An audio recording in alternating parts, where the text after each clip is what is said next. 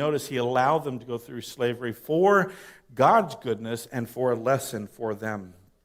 After they left Egypt, they wandered in the wilderness for a while. But while they're wandering in the wilderness, God gave them something called the law.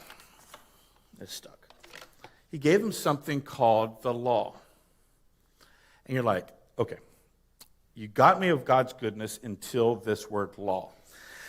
It's like, I don't like any disobedient people in here. Like you see a rule and you want to break it, raise your hand. All right.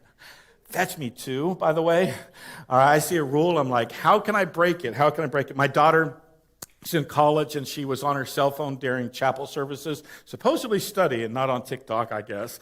And my daughter calls my wife Rachel and says, I can't believe they gave me demerits for being on my phone. And she looked and said, did you break the rule? And she's like, she hung up on my wife. So it's like I'm breaking the rule. Why? Because it's kind of in us to break the rule. But God, in his goodness, gave this law, gave the rules for the Israelite people to follow. Why?